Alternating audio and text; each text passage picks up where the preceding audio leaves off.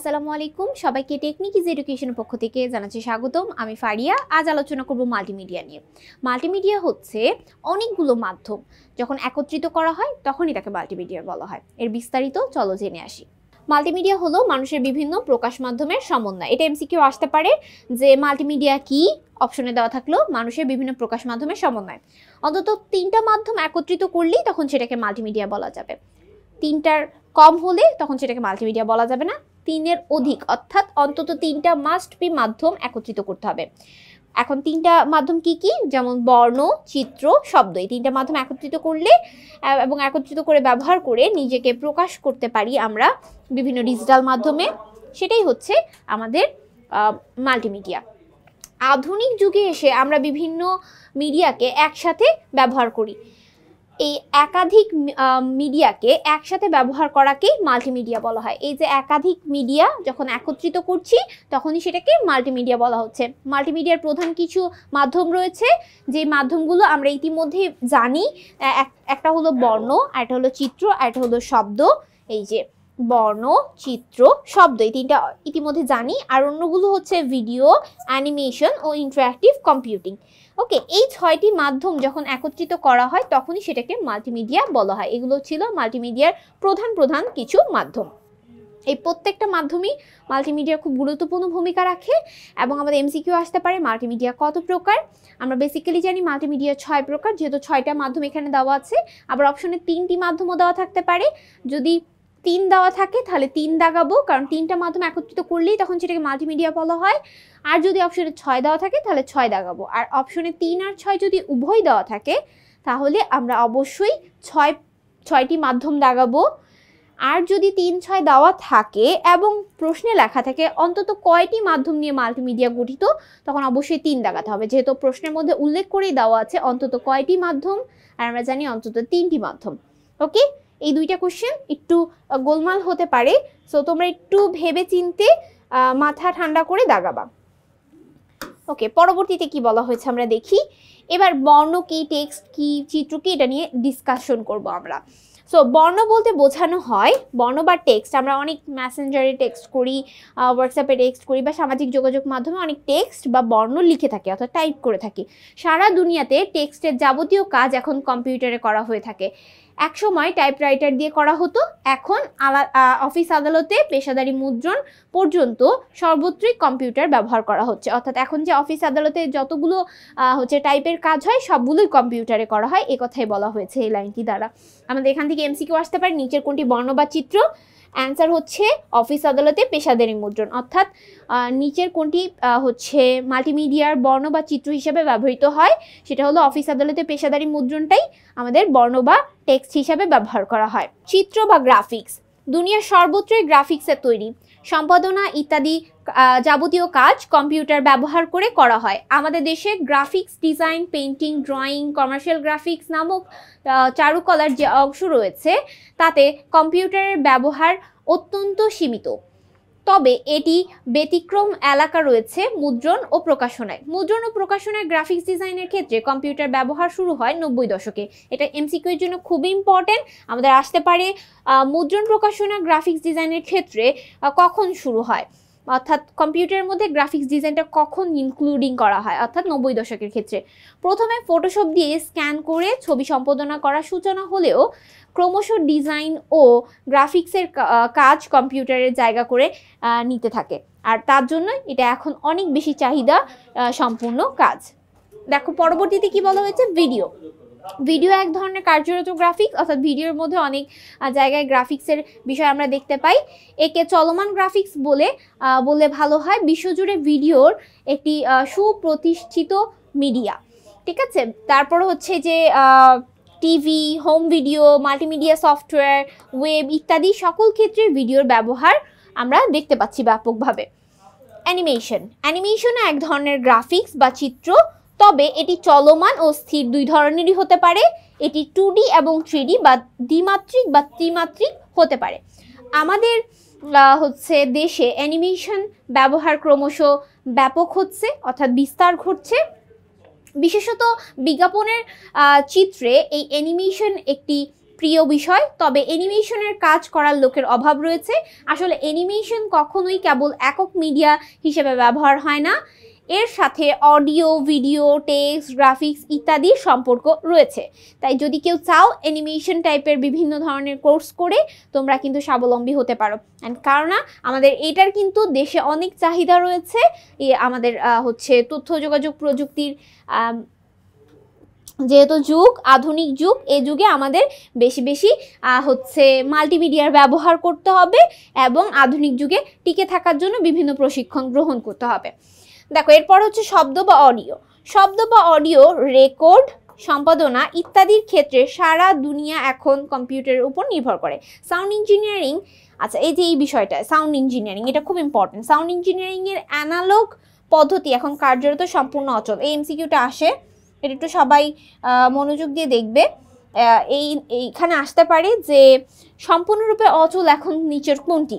ঠিক আছে, কার্যরত সম্পূর্ণরূপে অচল নিচের কোনটি? Sound engineering. ঠিক আছে, যেটা আমাদের আগে অনেক বেশি ব্যবহার করা হতো। কম্পিউটার দিয়ে উন্নত মানের সাউন্ড রেকর্ডিং করা যায় বলে এই সাউন্ড ইঞ্জিনিয়ারিং বর্তমানে এখন সম্পূর্ণরূপে অচল হয়ে গেছে। এবার আমরা জানবো হচ্ছে ইন্টারঅ্যাক্টিভ কম্পিউটিং সম্পর্কে, যেটা সম্পর্কে আমরা মোটামুটি কম ধারণা রাখি। আমরা মোটামুটি টেক্সট, বর্ণ, চিত্র, গ্রাফিক্স অ্যান্ড হচ্ছে অ্যানিমেশন এগুলো সম্পর্কে মোটামুটি সবাই জানলেও ইন্টারঅ্যাক্টিভ কম্পিউটিং কি বা ইন্টারঅ্যাক্টিভ কম্পিউটিং বলতে কি বোঝায় এর সম্পর্কে আমরা কম জানি। সো দ্যাট আমাদের এটাকে খুব ভালোভাবে মনে রাখতে হবে এবং এখান থেকে অনেক বেশি এমসিকিউ আসতে পারে। সো এটা খুব ইম্পর্টেন্ট একটা টপিক। ইন্টারঅ্যাক্টিভ সম্পর্কে একটি কথা জানা আমাদের প্রত্যেকের প্রয়োজন। মাইক্রোসফট ওয়ার্ডের একটি স্টাইল প্রয়োগ করলে যদি অক্ষরগুলো সুন্দর করে ফ্ল্যাশ বা হচ্ছে স্ক্রল করে বা যদি ভিডিও ফাইলে একটি ইফেক্ট যোগ করা হয় কিংবা অ্যানিমেশন যোগ করলে যদি কিছুটা পরিবর্তন হয় তবে এটাকে ইন্টারঅ্যাক্টিভ বলা ঠিক নয়। ফ্ল্যাশ, ডিরেক্ট, অথরের মতন অনেক শক্তিশালী সফটওয়্যার রয়েছে, যে সকল সফটওয়্যারগুলোকে অথরেটিং সফটওয়্যার বলা হয়। এই সফটওয়্যার দিয়েই ব্যবহারকারী কম্পিউটারের মিথস্ক্রিয়তা সম্ভব, এমন কিছুকেই আমরা ইন্টারঅ্যাক্টিভ বলবো। ইন্টারঅ্যাক্টিভ কম্পিউটিংয়ের মাধ্যমে একে অপরের সাথে যোগাযোগ করা যায়, গ্রাফিক্সের কাজ থাকে এবং হাই প্রোগ্রামিংয়ের কাজ এর মধ্যে করা হয়। বর্তমানে আমাদের মাল্টিমিডিয়া বিভিন্ন ধরনের ক্ষেত্রে আমরা সাহায্য করে থাকে। কি কি ক্ষেত্রে সাহায্য করে থাকে বা কি কি ক্ষেত্রে ব্যবহার করা হয়ে থাকে সেটাই আমরা এখন দেখব। সো বর্তমান যুগে মাল্টিমিডিয়া বিভিন্নভাবে আমাদের সাহায্য করে বা ব্যবহার করা হয়ে থাকে, যেমন শিক্ষায় উপাদান বা উপকরণ হিসেবে ব্যবহার হয়, বিনোদনে ব্যবহার হয়, বিজ্ঞাপনে অ্যান্ড গেমসে ব্যবহার খুব ব্যাপকভাবে হচ্ছে।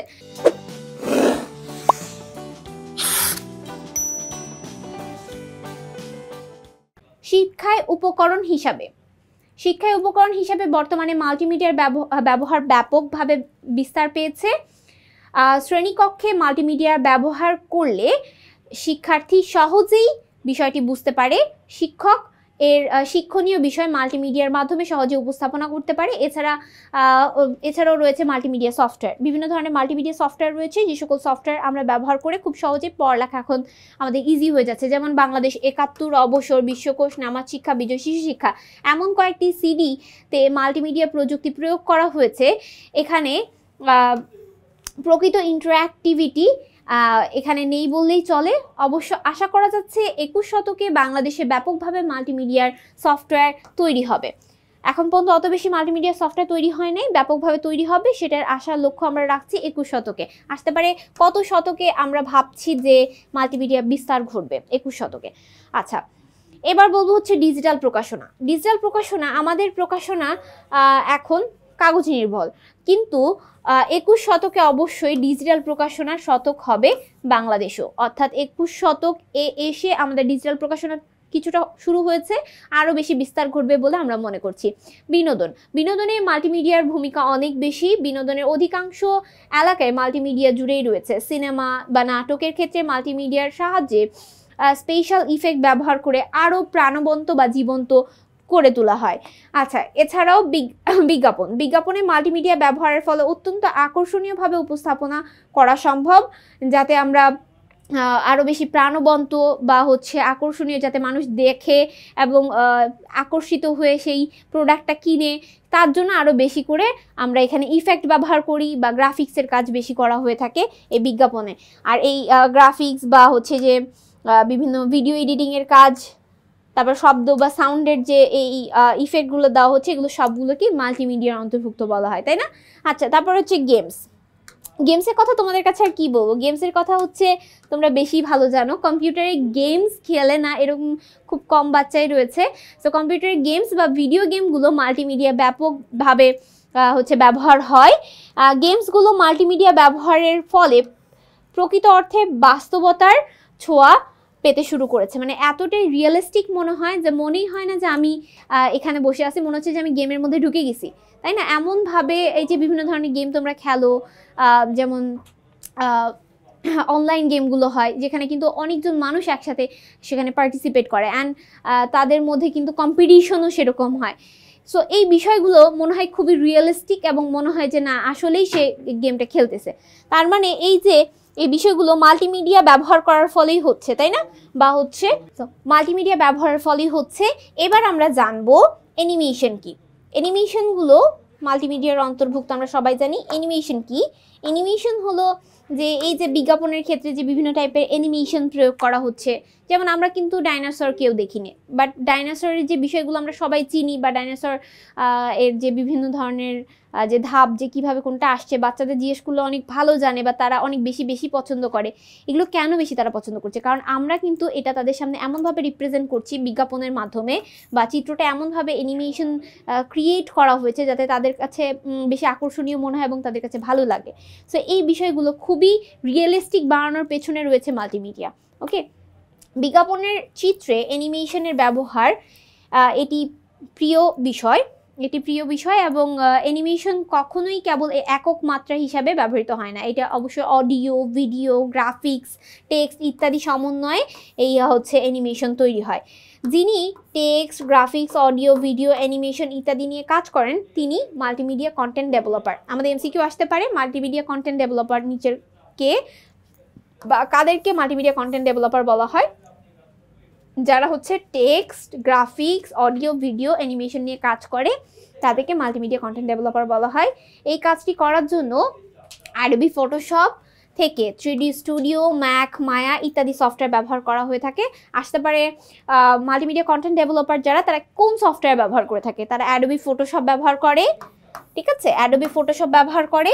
এছাড়া 3D স্টুডিও, ম্যাক, মায়া এই ধরনের সফটওয়্যার ব্যবহার করে থাকে। বর্তমানের পরিপ্রেক্ষিতে বিবেচনা করলে আমরা তাদের মাল্টিমিডিয়া হচ্ছে প্রোগ্রামার বা মাল্টিমিডিয়া অথরও বলে থাকে। আসতে পারে তাদেরকে হচ্ছে যারা এই মাল্টিমিডিয়া কন্টেন্ট ডেভেলপ করে তাদেরকে কি নামে আমরা চিনি?